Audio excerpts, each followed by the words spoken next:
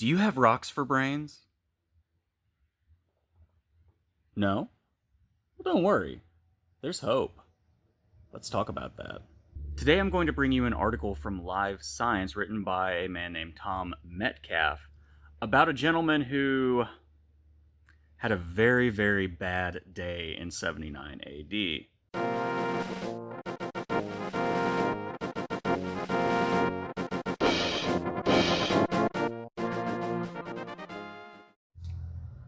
Mystery of how man's brain turned to glass after Vesuvius eruption possibly solved. The new study on the glass brain from Herculaneum is the latest episode in a long-running academic dispute. In 79 AD, a man who died in Mount Vesuvius' eruption near Pompeii had a rare transformation. His brain seemingly turned to glass. But scientists have long debated how it happened, because the pyroclastic... English is difficult. It's 3 languages in a trench coat, and it's the worst! But I still love it.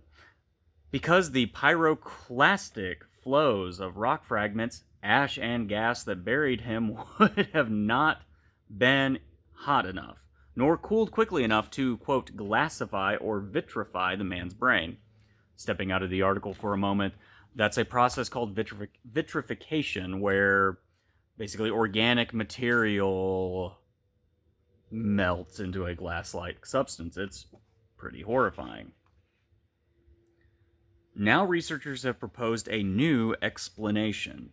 The pyroclastic flows must have been immediately preceded by a superheated cloud of ash that first rapidly heated and then rapidly cooled the man's brain as it dissipated, turning it to glass. The new research published Thursday, which was February 27th, so this is a little old, but it's a lot of fun, in the journal Scientific Reports, is the latest volley in a dispute over the material found in remains of the man's skull. The first study, claiming this was published in 2020, how's that read? The first study claiming this was... inflection's key. The first study claiming this was published in 2020. But critics alleged the same year that the glass brain may not have been brain tissue at all. The new study provides additional evidence, however, including remnants of brain cells, super cool, that the authors suggest show the material is glassified brain tissue. Yeah, I'm gonna scratch my nose. Ash clouds. What a subset.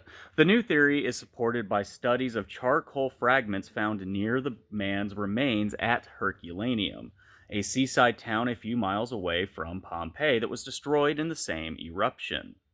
The study lead author, Guido Giordano, a geologist and volcanologist at Italy's Roma Tre University, told Live Science, quote, "At Herculaneum, we found charcoal fragments that experienced multiple heating events, and the highest temperatures were associated with the early super hot ash cloud," he said in an email. That's just fun. Such ash clouds are known to have formed during several recent volcanic eruptions that featured pyroclastic flows, including the 1991 eruption at Japan's Mount Unzen, and the 2018 eruption of Guatemala's Fuego volcano. That just means hot, like fire volcano, hot volcano, something like that. Yeah, nice. He said, "The initial ash clouds contained little volcanic material, and so might seem to have little physical impact," he said. But they could still be fatal because of their super hot temperatures. And the researchers estimate the initial ash cloud that covered Herculaneum was more than 950 degrees Fahrenheit or 510 degrees Celsius for people that don't use freedom units, which was at first hot enough and then rapidly cool enough to vitrify the man's brain. Wow. However, some scientists have disputed whether the glassy material in the man's remains at Herculaneum was ever brain tissue at all. Cowards.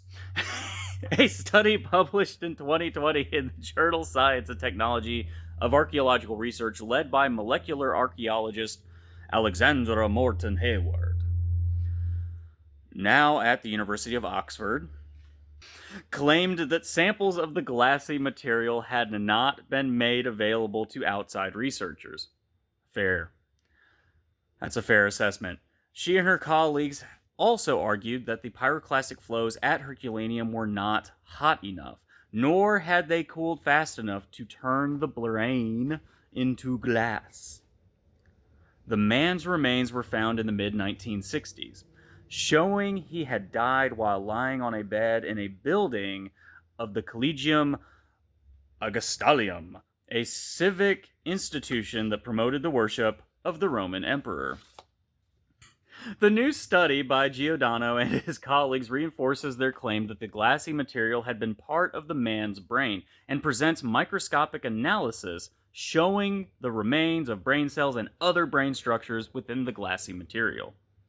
Archaeologist Pedar Foss, what a name, that's a cool name, I like that name, Pedar, of DePauw University in Indiana. Oh, that's in Indiana. I didn't have to get fancy with it. And the author of Pliny and the Eruption of Vesuvius, which, by the way, killed Pliny. That's Routledge 2022. Who was not involved in the latest study, told Live Science that it was not clear if the new research had resolved the questions over the nature of the material. Quote, "I'm glad this work is being done, but there's more that needs to happen before it can be confirmed," he said. Now, since this is an organic material, I don't know that you could really call this a rock, obviously, and it's definitely not obsidian. Obsidian is silica and water and other stuff, and it's from volcanic events, but if they're not finding... If it's of organic origin, it's not obsidian. So, I don't know. Rocks for brains, not really. I just wanted to make the pun. But it's still really neat, so let me know in the comments what you think. And if you liked what you heard, please consider liking, commenting, and subscribing. If you didn't like what you heard, well, thanks for sticking around. Enjoy a nice, cool, shiny piece of labradorite for your troubles. Ooga booga booga booga booga. Have a good day.